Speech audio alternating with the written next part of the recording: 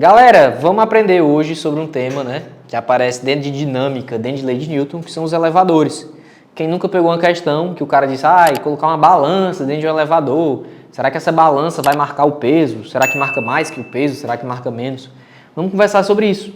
Por que que o elevador, né, se você colocar uma balança e ficar lá em cima, ela não vai marcar literalmente o valor exato do seu peso? Porque, gente, o elevador, ele pode se deslocar, né, verticalmente, tanto para cima como para baixo, com uma aceleração diferente de zero. Então, ele pode subir acelerando com aceleração 2 ou descer com aceleração 3. Então, essa aceleração faz mudar lá dentro, mudar entre aspas, tá, para vocês, a gravidade lá dentro.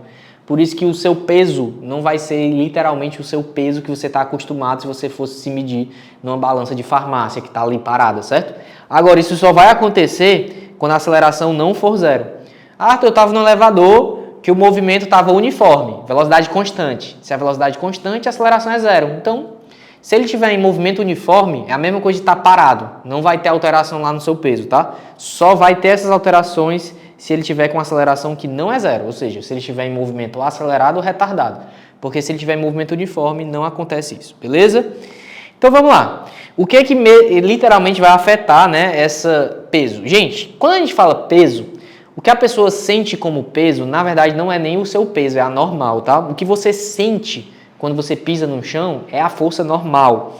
Só que o que acontece se o elevador tiver com uma aceleração para cima, não esqueça que a aceleração é filha da força. Se a aceleração está para cima, é porque existe uma força resultante para cima.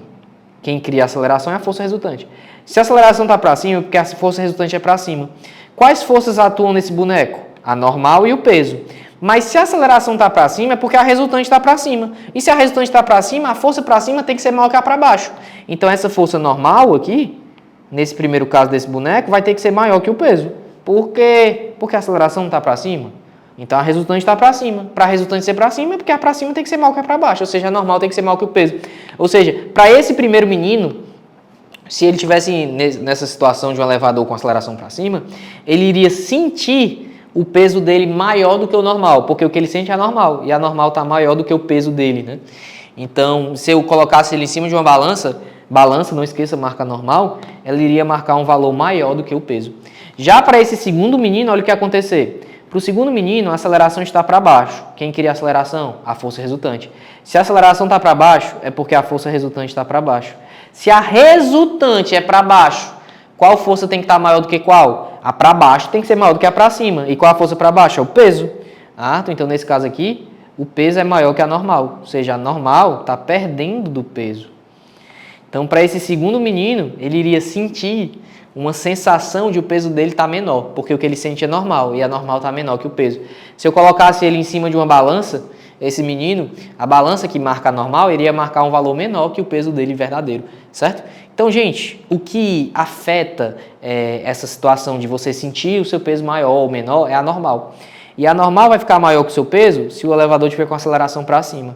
A normal vai ficar menor que o seu peso se ele tiver com aceleração para baixo. Veja, eu estou falando aceleração, não estou dizendo se ele estiver indo para cima ou indo para baixo, porque isso é velocidade, é a aceleração que manda nessa história toda, tá? Beleza. Uma situação bem legal é se, por exemplo, eu cortasse o fio do elevador e ele despencasse em queda livre. Se ele despencasse em queda livre, ele iria cair justamente com a aceleração da gravidade. E aí você lá dentro, como ele ia cair justamente com o valor da gravidade, ele ia meio que anular a gravidade lá dentro e você ia sentir uma sensação de gravidade zero. Essa situação a gente chama de imponderabilidade. Como você ia sentir gravidade zero, você não ia encostar no chão, não ia ter normal. Você ia pensar, você ia ter a sensação de ausência de peso, né? Isso se chama justamente imponderabilidade. A história dele tá caindo, vamos supor que deu um problema, o fio torou e aí ele está caindo em queda livre. Iria acontecer isso, tá? Beleza. Bora fazer aqui uma questão para ver se vocês entenderam, né? Aí ele fala aqui esse textinho de um prédio que vai ter um elevador e tal. A questão começa aqui, ó. Uma sacola de laranja de 8 quilos foi posicionada sobre uma balança. Não esqueça, a balança marca a normal. Que está no interior de um elevador que se desloca em movimento acelerado. Ou seja, se o movimento é acelerado, se ele tiver com velocidade para cima, a aceleração também está para cima. Porque a aceleração tem que ajudar a velocidade. Movimento acelerado é isso. Se ele estiver indo para baixo, velocidade para baixo, a aceleração também vai ter que estar para baixo. Porque movimento acelerado é isso, é a aceleração ajudar a velocidade, né? Beleza. Ele diz que quando está em movimento acelerado, a balança assinala 60 ou 120. Opa, peraí, tá estranho. A massa desse saco, né, 8 quilos, então quanto é o peso normal deles? O peso, né, normal. Peso é massa vezes gravidade. Se a massa é 8 e a gravidade é 10, o peso desse saco deveria ser 80. Por que a balança está marcando 60 ou 120? Por que ela está marcando menor que o meu peso e maior? Justamente o que eu lhe expliquei no slide passado. Essa história dela estar marcando menor ou maior é por causa da normal. E quando você tem aceleração, a normal não fica igual ao peso. Beleza. Aí, nesse contexto, pode-se afirmar que o elevador está o quê? Vamos pensar. Vamos pensar primeiro o primeiro caso aqui, ó, que ela está marcando 60 e o normal deveria ser 80. Ou seja, no primeiro caso, ela está marcando a normal menor que o meu peso, né? Porque ela está marcando 60 e o meu peso normal seria 80, né? Pronto. Se ela está marcando isso, é porque o que está acontecendo? Gente, normal está menor que o peso. Se a normal, que é para cima, está menor que o peso, é porque o peso está maior. Então, a resultante vai ser para onde? Para baixo. Se a força resultante é para baixo, a aceleração também vai ser para onde? Quem cria a aceleração é a resultante. Se a resultante está para baixo, a aceleração está para baixo. Significa o quê? Que para esse elevador está marcando 60, mas meu peso normal é 80, para ele estar marcando a normal menor que o peso, é porque ele está acelerando para baixo. Como a questão disse que é um movimento acelerado, se a aceleração está para baixo, a velocidade dele também vai ter que estar para baixo.